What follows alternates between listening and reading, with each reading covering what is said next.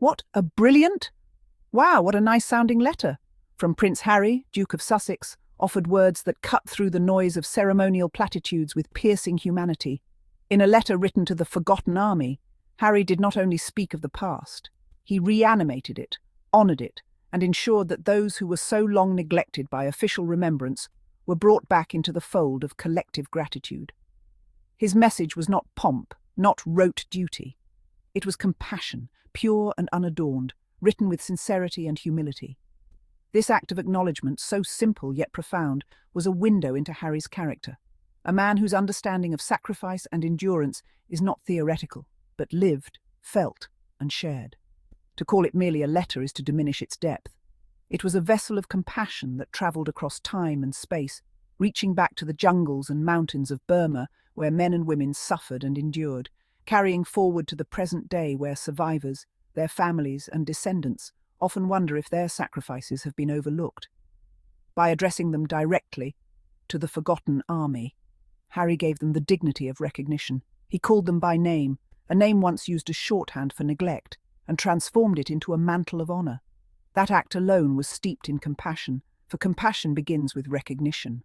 To see the unseen, to speak for the silenced, to remind the forgotten that they were never truly lost to history. The letter's timing carried extraordinary weight. The 80th anniversary of VJ Day was no ordinary commemoration. It was perhaps one of the last great milestones where living veterans of that campaign could still bear witness. Harry's words, therefore, were not just historical reflection, but immediate balm for those still alive who had carried the invisible burden of being forgotten. His compassion was evident in the way he framed their endurance.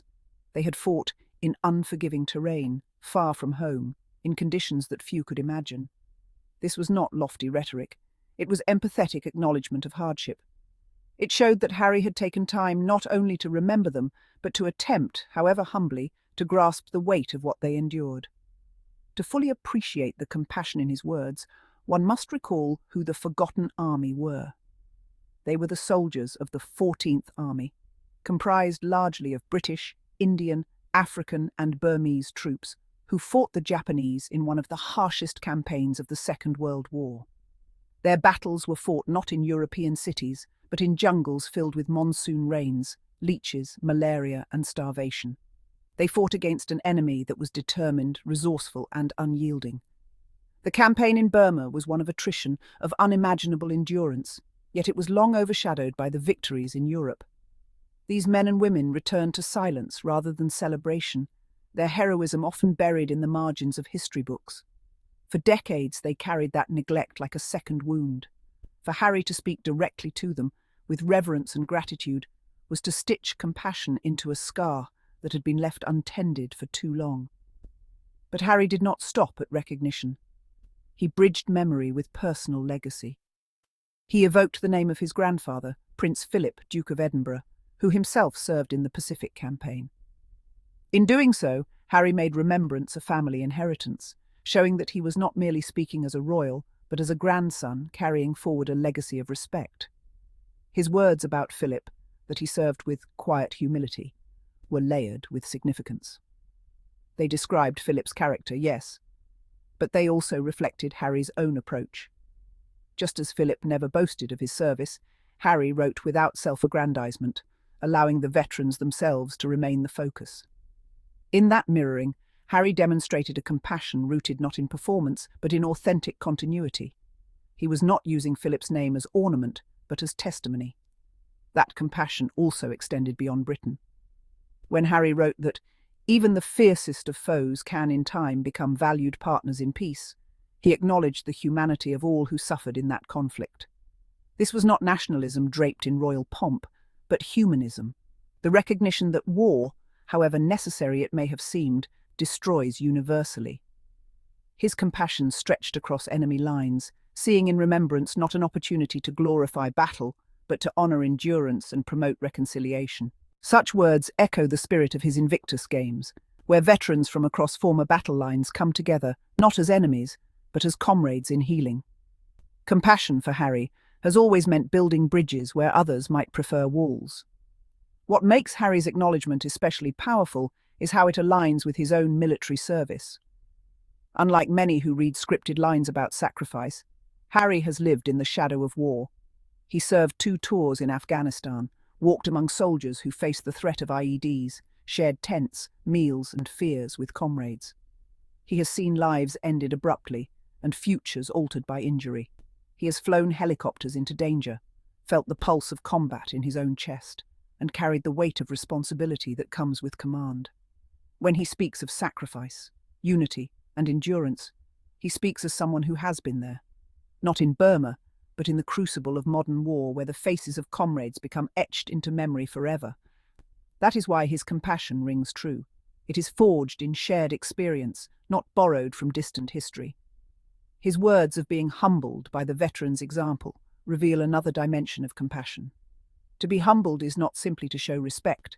It is to recognize that the suffering and endurance of others place one in a position of learning. Harry, though a duke, though born into privilege, displaced himself from the centre and elevated the veterans above him. In a world where titles often eclipse humanity, this humility was itself an act of compassion. He declared that their story is part of our shared heritage and must never be forgotten. In that phrasing, he placed remembrance not as a duty of the state or of history alone, but as a collective obligation of humanity. Compassion, in Harry's view, is a shared responsibility. This acknowledgement also highlights the stark difference between Harry and other royals who remain bound by ceremonial detachment. Too often, remembrance events become rehearsed performances where platitudes are spoken, wreaths are laid, and then forgotten until the next anniversary. Compassion cannot be scripted. It must be lived. Harry's words were not those of a man ticking a box, but of someone who felt the gravity of what he was writing. It is this difference that makes his acknowledgement stand apart. It is authentic, not mechanical. Harry's compassion extends beyond remembrance into action. His creation of the Invictus Games is perhaps the clearest manifestation of his philosophy that veterans are not to be pitied, but to be honoured, uplifted, and celebrated. The Invictus Games echo the same spirit as his letter to the Forgotten Army: recognition, dignity, and the refusal to allow sacrifice to fade into silence. In both, Harry redefines remembrance not as mourning alone, but as active compassion that builds community, honours resilience, and ensures that service is never reduced to invisibility. To praise Harry's compassion in this moment is to see it as part of a larger pattern in his life. His advocacy for mental health, his commitment to supporting veterans, his willingness to speak openly about trauma, all of these are rooted in the same empathy that permeated his letter. Compassion for Harry is not episodic. It is the axis around which he orbits. It informs his choices, his projects, his words, and his silences. It is not performance for cameras, but an ethic he carries into every sphere of his life. In the end, Harry's acknowledgement on VJ Day was more than a tribute. It was an act of moral witness. It reminded the world that remembrance without compassion is empty ritual, but remembrance infused with compassion becomes justice, healing, and truth. His letter ensured that the Forgotten Army, long neglected, was remembered with dignity. It honoured his grandfather not with pomp, but with authenticity. It offered veterans gratitude, not as charity, but as solidarity. It spoke across time, across generations, and across nations with a voice that was deeply human. Prince Harry, in that moment, embodied the essence of compassion: to see, to acknowledge, to honour, and to ensure that suffering is never erased. His words will be remembered not only for their content, but for their spirit. A spirit that proves that true remembrance is not about titles or crowns, but about humanity, humility, and heart. To all my curious Sussex family, thank you all for watching, and do not forget to subscribe, like, and put a comment. Bye-bye. See you then in our next episode.